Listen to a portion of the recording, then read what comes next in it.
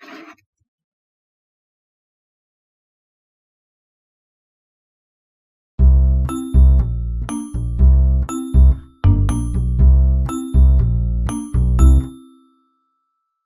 大家，我是凯。今天要分享的生酮饮食食谱是生酮咖喱饺。网上大多类似生酮食谱都是用奶酪做的，这次凯做点不一样的，而且也用了一个秘密食材来代替非生酮版本的马铃薯馅，希望你们会喜欢。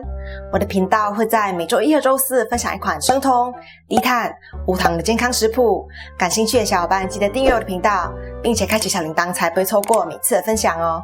那话不多说，我们开始吧。首先我们来准备生酮咖喱饺的内馅，不同地方的咖喱饺馅料会有所不同，这次我做的是马来西亚这里的味道。我们需要鸡肉80克，切成块，然后加入咖喱粉1茶匙和酱油1茶匙，搅拌均匀，然后放一旁备用。第一步先腌制鸡肉，我们再来准备其他食材。秘密食材就是南瓜，南瓜的口感和马铃薯最接近，100克净碳水只有7克，我们会用到70克，可以做6个生酮咖喱饺。去皮去籽切块，差不多像这样。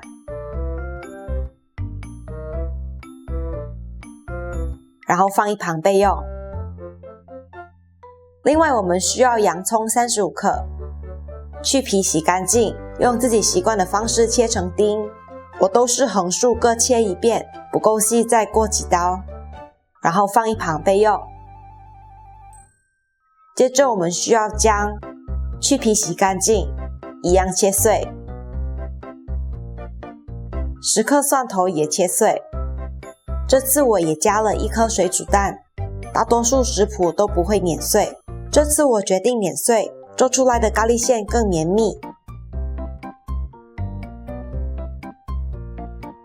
锅里倒油，我这次用了无水黄油，味道更香。加热让黄油融化，再倒入葱姜蒜，可以的话加一点咖喱叶，炒香。加入1汤匙咖喱粉，继续炒香。加入腌制好的鸡肉块，再大概炒一下。加入南瓜，再倒入差不多150克的水，这样南瓜才能煮到软烂，更好吃。搅拌一下，水滚开，加入1茶匙代糖和1茶匙阿萨姆酱，增加微微酸甜的味道，没有的话也可以省略。继续直到收汁。试试南瓜已经煮到软了，就可以加入鸡蛋，搅拌均匀。出锅前尝一尝味道，看需不需要再补点盐巴，然后盛出来备用。这时候我们来做生酮咖喱饺的外皮，因为咖喱饺整体热量还是挺高的，所以皮的部分还用了一部分燕麦纤维，减低一下热量，总共会用到30克，60克的杏仁粉和7克的黄原胶，让皮不容易散开。如果没有的话，洋车签子应该也能代替，但是口感上会有点不同。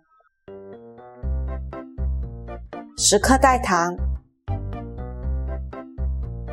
，1/4茶匙盐巴，搅拌均匀，分散黄原胶，也顺便压散代糖，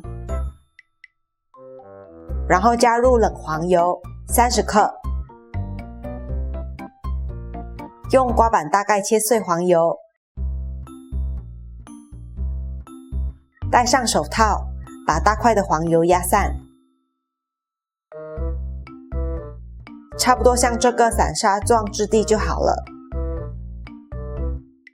接着倒入50到55克的蛋液，然后把面团揉成这个状态。如果室温高的话，可以放冰箱冷冻一下下。平均分成6份，每一份大概揉圆。在保鲜膜上把1份面团擀平，呈椭圆形。旁边裂开不规整没关系，我们最后可以用刮板整理一下。在上半部放上馅料，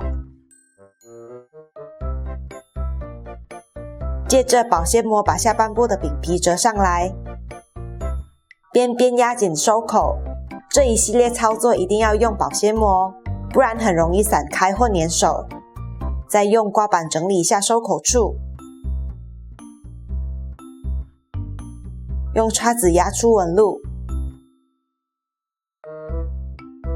这个饼皮不适合做传统咖喱饺的折边造型，等等给你们看我的失败品。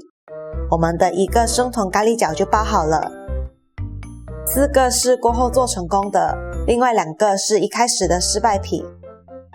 这次的生酮咖喱饺我们用烤的，180度 C 12到15分钟，直到上色。